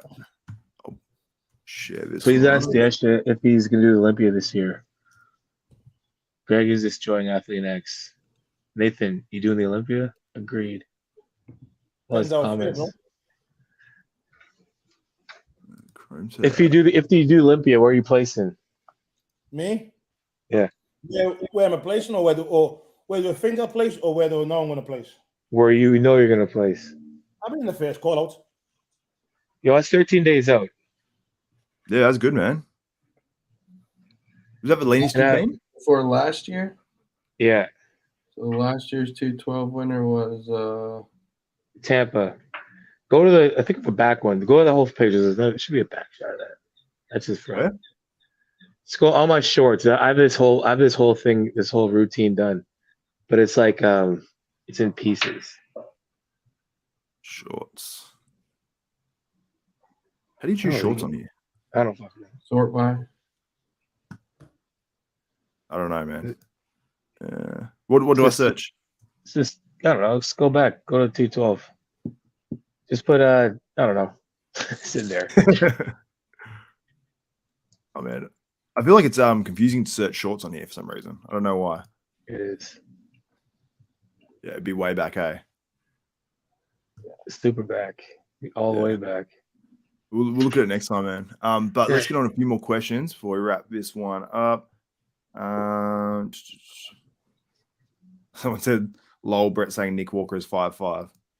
I think someone said he was 5'7". I don't know how tall he is. Someone said, how tall are you, Johnny? He's I think like I'm 5'7" and like 3/4 of the time. I'm almost 5'8". Yeah, you're like topping out that to 12A. Yeah. Estian Hobbs says, I see Nick battling for the win. Andrew top 5. Also, hope Nathan is doing the O2. Have a good one, guys. Thank you so much. What else have we got on here? I do think Nick's the top 3 for sure. Yeah, he's going to be up there, man. But it's so tough. You go through all the names and you're like, I can see it happening so many different ways. It just depends, I suppose, how it all plays out. There's a lot of guys that are potentially top 5 that are really good. For sure. There's a lot I saw of someone left a super chat before as well. So someone said that was at the grocery. Well, we've had a lot of comments over this whole podcast.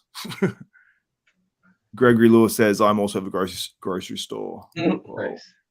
Gregory Lewis also another Canadian Gregory Lewis. Canadian dollars. Nice. Canadian dollars, isn't it? What's that mean? 275. What's that? That's donated $2.79. $2.79 Canadian, which is like worth nothing. Our dollar sucks right now. How would you donate? How would you donate? What is it? What you donate? I don't understand it. It'd be I like think on his YouTube channel, right? Yeah, so someone can do like a super chat, so it just bumps their comment up, so it features it. We got Derek Osborne. So if you want Nathan to abuse anyone, I charge 100 Canadian. 100 Canadian for a 1 minute kiss. Nathan will say anything you want for $100. Watch it start digging up. This is my OnlyFans section. So subscription $100, bro. I need some bottles of Trent. So $100 to get me 2 bottles. I want to come be your manager. Did you see when Larry Wills did that? Well, he said it was an experiment. Someone posted up that he did an OnlyFans page, and then he came out the next day after someone reported it and said it was an experiment and he only got so many signups. And he did all the stats on it though for how many link clicks he got through on his Instagram, how many signups he got on his OnlyFans. It was actually pretty interesting. He didn't get as many as I thought there would be. I thought there'd just be people who would just be like, "What, Larry Wills has an OnlyFans? Let's check it out." But it wasn't that crazy. It was like, listen, if I was in my 20s, I'd have a sick OnlyFans, bro. Sick OnlyFans. Girl Scout cookies. Where that comment? Bro. Yeah, that homeboy asked a question. Johnny, your favorite strain and method to get elevated? Love it. Girl Scout cookies was one of them. Girl Scout cookies. And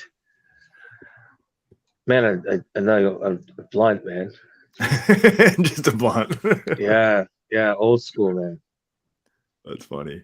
Yeah, I don't know. Derek Osland's in the comments, 212 guys finished in the top 10 of the Olympia. He says, hope you boys are doing well. Actually, I tag him as well in this because there's one topic that I forgot that I did want to quickly discuss before we wrap this one up. Now, Derek has actually posted up himself that he's not retiring from bodybuilding, but he's actually literally starting to play American football. Like he wants to do it as a once a year thing or something like that. And who is Derek Osland? 212 bodybuilder. He did the Olympian place. The black guy. The black guy. That black guy. Yep. Midget. And he's going back to play football. No, well, he's starting playing American football. I'll bring it up. And then you've got like James Hollingshead, who's wanting to, he like rollerblades, obviously much less intense. And then you've got Jamie Christian, who's actually, I haven't watched his full video yet, but he's actually just retired. So there's been sort of like a bunch of guys. It feels like almost looking for things outside of bodybuilding. I'm racing super bikes, bro. Yeah, like I don't know if it's like when you hit a certain age or what it is. Like I feel like now I've hit like 33. Bro, like, listen, what it all is, they've been watching the podcast, they've seen my black ass living life, and then they've realized Nathan's got it good, bro. We're all boring ass bodybuilders. Martin's gonna come here soon. Martin, Nathan, take me out, get me on this shit, fuck my ass. You know, he wants to come on a crazy ass bender. Yeah, bro. Listen, he was saying to me, and message, I'll come to England. Listen, you come to England to get fucked up. Train one day, we get fucked up the other three. Fucked up. Is that what people? Sorry. I had to come see you, Nate. I have to come over here. Come your way. Or you come here soon. I'm coming to Canada soon. I'm going to see Dorian soon. Yeah? I'm going to see Dorian soon. When? Because I got you. If you come down, I got you. We'll go to Toronto. I got you. Probably sometime this year, bro. Going to see Dorian this year. Let me know. Yeah, man. That's easy for me. How long? I can jump on a flight right now and be in Toronto. Oh, okay. Yeah, man. I go there. I like Toronto. Yeah. Good. That's dope. I'll get on you. Yeah. So you think it's because of your influence, Nathan, that people are now trying to buy these different things? Nathan's the new this guy's a midget. Chris Cormier. He's not a midget. He's not that short. He's not short as Correa. He's like 5'4". He's playing. Hold on a sec. What is it? What? Back up. He's playing football. That makes him look shorter than he is. Who's he playing football for? Well, I don't think I think it's like just recreational because he wants to do it. I was just going out there, just jazz. I would have loved to went back to my college days and played ball juice. Fuck that. That's how you tear a bicep. You do an arm tackle also. Fuck that. Yeah. This guy's not mobile at all. He's trying to run like this. Yeah, fuck that shit, dude. I'll take off sprinting, fucking pull a hammy.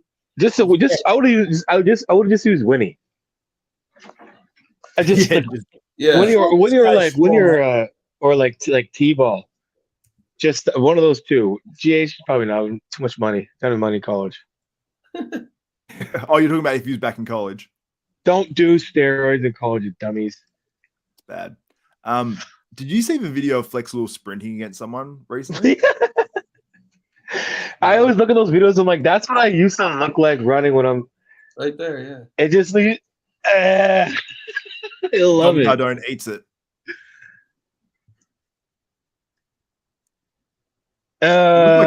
Boom. Yo, I did the same thing. I did the same thing when I married in Jamaica. I was 270. And I was running down the beach trying to be like sweet. And I just did this, tipped over my toe and just boom. Dude. I feel like I always want to like go back and like do like things like when we were in like high school, like into high school, like I'm doing it all now. I'm doing it all now, and it's amazing. You're doing all the fun shit now, yeah. All of it now. It's fucking awesome. We did this thing. There's a place in Tassie. It's probably an hour from where I am now. It's called Orford. It's just like sort of people have like shacks there and stuff like that, or holiday homes, whatever they call it in America. And it's like very beachy, very relaxed sort of vibe. We went up there when we were like well underage because our drinking age is 18, not 21 like America. I think we're the same as UK. And we were probably 16, 15 or something.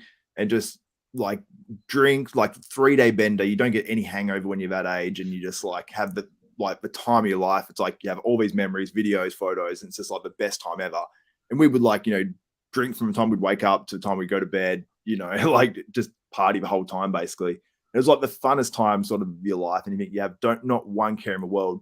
I sort of like you almost want to relive with your mates now and just go back. I'm not doing that. No, but not to that extent. But like you do it for one night or something. But like I think about it, we played like rugby on like the sand, and we used to like nail each other and stuff like that. And I'm like, yeah, I could do that now. I bet if I did it now, I'd just get fucked up. Like I would, like, oh, I've got a broken rib and like I don't know, a torn Achilles or something. Like it just wouldn't work. Right? And you hear so many guys like doing that sort of stuff. Like I know a guy who started playing basketball recreationally recently. He just tore his ACL like second game. I'm just like, oh, I'm like, I don't want that. Nathan, do you ever play like any sports or do any stuff like that? Like boxing or anything? Or? Soccer. He's a football. I'm a fat bastard, man. I can't run no more. My black ass is fat, bro. The only thing I'm running for is a fucking chip shop. That's about it. Do you have any athleticism, like in terms of like if you kick the soccer ball around your kitty or I can sprint. That's about it. I can sprint. You can't fucking sprint. I want to see you sprint. Bro, I want to see a video. I want a video of you sprint with some high knees. I want to see that form, bro. Listen, I am agile, man. I am up for like 80 meters. I'm agile, man. That's what I can run. I can run all my life. That's Matt Jensen. I'm agile, bro. Agile. But I want to see it. I'm not fast. I don't not believe you. I just want video. I just want to see it. I'll do it. When I'm dieting, I'm even fitter. I'm fitter when I'm dieting. But right now, I'm a fat motherfucker. The only thing I do is get on the fucking a motocross bike and ride that shit. Right now, I'm just a fat motherfucker. You on a what are you on? You on a KTM? I got right now. I'm riding Raptor 700R. Yeah, man. A few toys, just relaxing. Nice. Yeah, man. But I don't ride them bikes you ride though because I don't trust myself. No, I'm stupid. You know, like I get on the bike, right, and I know it can go like 180. And because I'm so stupid in the head, I'm like, oh fuck it, I'll just let it go. Next minute, you see my head just rolling down the street. Yeah. So I know where the motocross. You get me? So, yeah. So on them fast bikes, Steve. So I just don't trust myself. So I just don't ride them. You know what I mean? Yeah. So I stay to the motocross, and that's my limit. Yeah. Although I seen a nice fucking BMW that I was looking at yesterday. It's a nice. I'm half tempted to buy. You know? Yeah. To me, love from me for Christmas. I might even do a fucking GoFundMe page for it. Yeah. You know, I'll shoot fucking 10 mil a trend in my arm right now. You put on my GoFundMe page. It's talking about a BMW. Trend every day, bitches. Not even year round, just every day. Just pace every day. But did you guys see this? This is Kevin Levrone, and he was Dwayne Chambers the #1 sprinter in the world. Yeah, who? I think Dwayne Chambers. So I think he was like he's at least a world champion. Yeah. What year is this? This was I don't know if it says what year. No, I don't think it says. No, it's not. No, fuck it. Keep it going. Is that Kevin and Chambers? Yeah, you see it? Kevin was jacked. Like this is when he's competing. He's getting dusted though, bro. Not by that much. Like a world champion sprinter. Fucking. It's still. He was not running that fast. Let me see again. Let's see the start. Running Let's watch the start. He was. I reckon Kevin Levrone was fast as he. Let's do the start. Let's do the start. I'm impressed that Kevin's legs are going up though. That's what I like. Those knees are coming up. That's hard. Yeah. I reckon I'd be back here still. Like I'm not fast. But yeah, I thought that was cool anyway. But yeah. So Martin, what's your thoughts? Why do you think? Like, do you think it's like the world situation in terms of like what's going on with the whole pandemic, all that sort of stuff, is why people are sort of like reevaluating their lives? Because I don't know, because I have this thing in my head where I'm like, is it because I'm like 33 years old and like I listen to like James Hollingshead speak and I'm like how he's really deep and I'm like, yeah. And we're like the exact same age. So I'm like, is it just because of that? Or is it because of like a whole pandemic? Like, what's your thoughts on it, man? Because you're obviously what, like 25, 26 years of age. Yeah. I mean, I think it could be like a multitude of things, right? Like, I definitely think that the pandemic had some to do with it because it gave people a lot of time to sit around and think like, where is like the value in my life coming from? Or like, what really brings me joy? And I think that some of these guys kind of realize like, I do bodybuilding for X, Y, and Z, but like, does it really make me happy? And I think a lot of those guys kind of realize like, no, it's actually kind of the thing that makes me miserable. And maybe, like maybe I get rid of that thing and try these other things out. And then I think like also it's been kind of like the past couple years, especially with people passing away and stuff, like health has become a bigger concern, especially as you get older in this sport, right? So like you get a health scare or something like that, it definitely makes it more of like an opportunity to say like, hey, maybe it's time for me to step away. And also I think like a lot of these guys thought like that was the ticket to make a bunch of money. And I think they're realizing now, like, really, like, the money comes from all these other different avenues. And so, like, being a pro bodybuilder, unless you're the top guy, is maybe not that fruitful as far as the checkbook goes, you know? Yeah. I mean, like, for me, it's like, that's not an option at all. Like, I'm not thinking about those things at all. One, I'm 25. My health is in a wonderful place, and I know that I have 10, 15 more years of bodybuilding ahead of me. But also, like, during COVID, like, I saw that this is the one thing that keeps me from being a fucking drug addict and being a alcoholic and like all those things, you know what I mean? So like I saw that this is like my stable ground point. And I think some people saw as like it's the one thing that kind of like takes joy away from their life, right? So I think like part of it was just like a lot of people were able to step back and look into like life, if you will, because of COVID. And even coming out of COVID, people started realizing like, okay, like what do I spend my money on? Why do I spend my money on it? Is it worth it? Because the economy sucks right now. It's hard to have a good job. Like all those things start to become a factor, you know? So it's like, is it worth buying growth hormone and chicken breast when I don't even really like doing it? I just do it because I thought I was going to make money or something at it, you know? Yeah, for sure. We just got a comment as well from Olympia TV as well. Says Martin is a phenomenal bodybuilder, and we'll be seeing him on the Olympia stage for years. So that's cool. And it said all capitals too. The lion's here.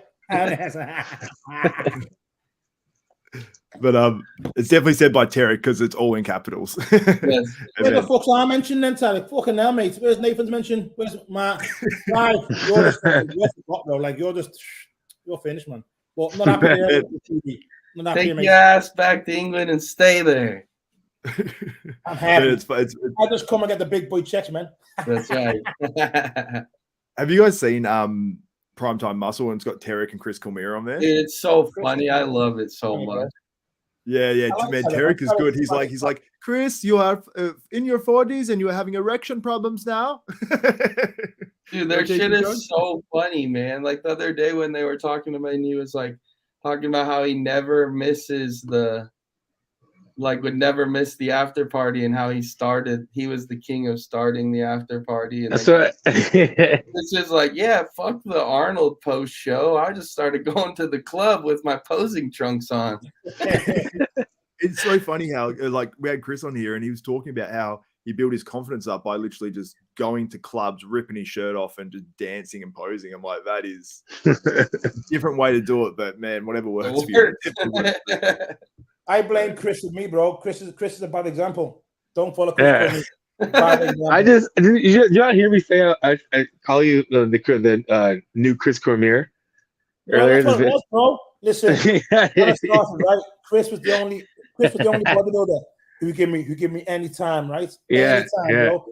The guys in the none of the guys did at the Olympia. Chris, bro, give him his fucking respect. Didn't know me from Adam. He came to New York with me. He came to fucking California with me. Yeah. He came to Toronto when I won forward.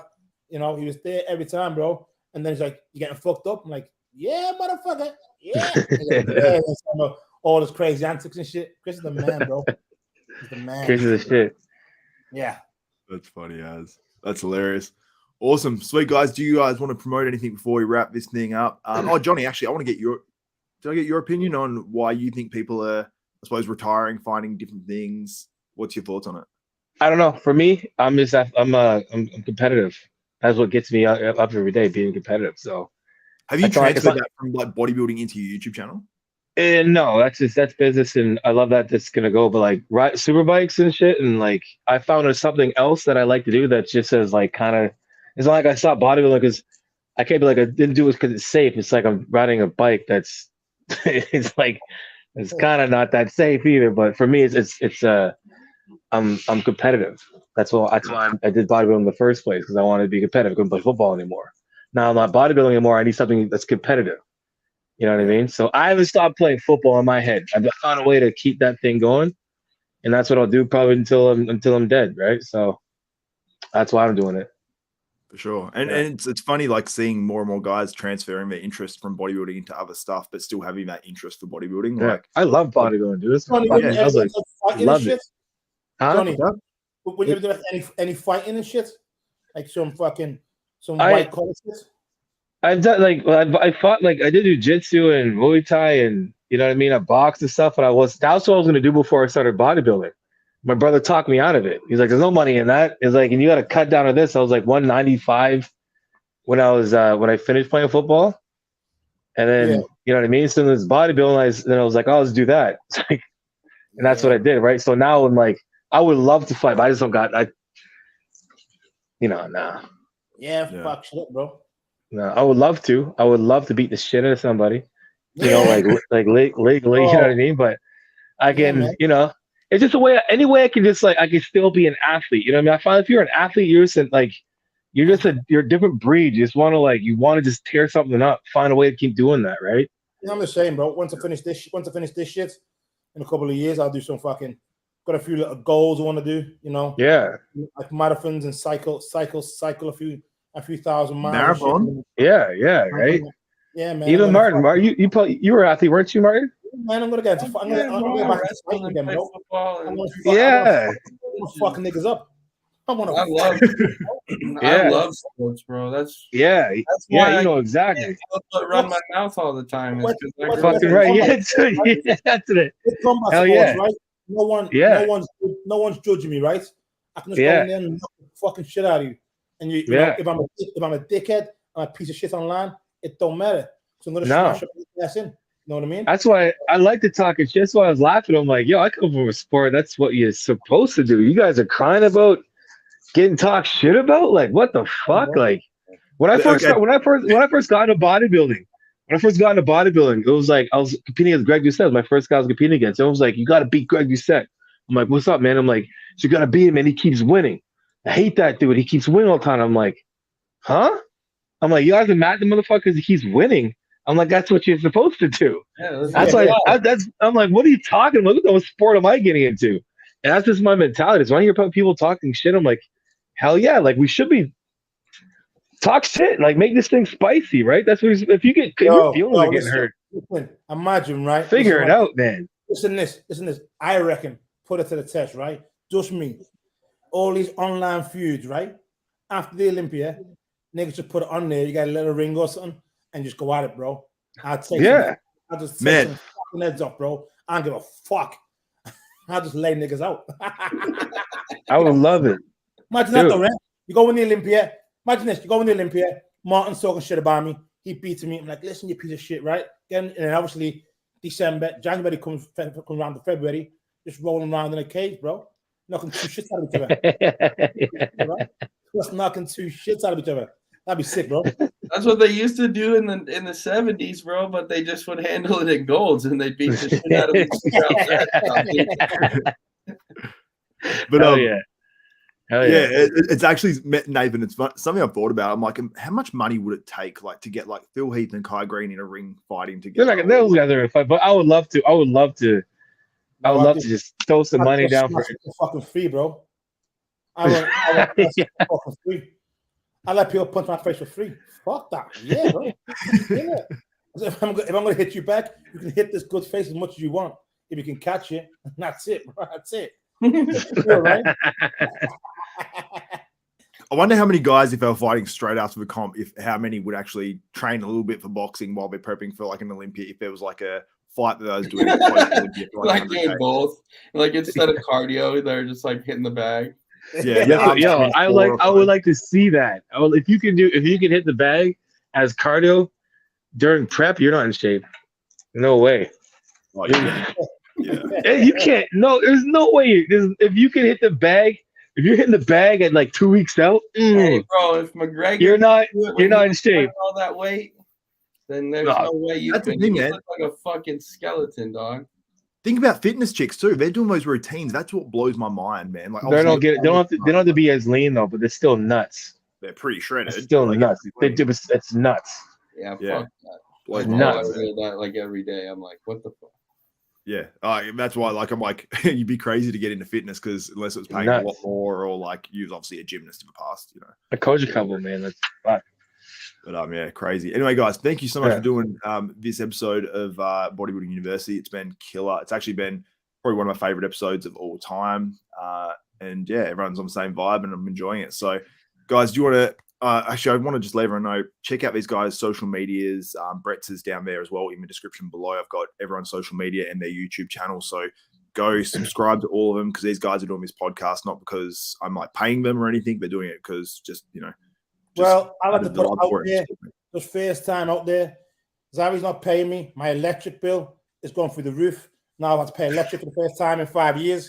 You know, losing money off this. I had the electric people come around to my house. I had the fucking £15,000 electric bill. So please, if you don't mind to donate to the page, so I can get some power. I can get some electric. $100. Get a black person some electricity. It's okay. Don't worry. Don't be shy. Times are hard, you know, but any bit counts.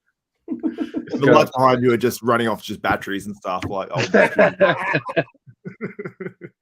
Just keeping the lights on. But yeah, anyway, everyone follow these guys' social media, support them because they're supporting obviously desktop bodybuilding and what we're doing over here as well. So it's much appreciated. And yeah, check out all the stuff they've got going on their channels, like, comment on their videos, all that sort of stuff because it does help with the algorithm, as Jonni knows and will tell us as well. So anyway, guys, that's it for us. For myself, Xavier Wills, Jonni Shreve, Nathan Asha, Martin Fitzwater, and Brett Wilkin. We are out.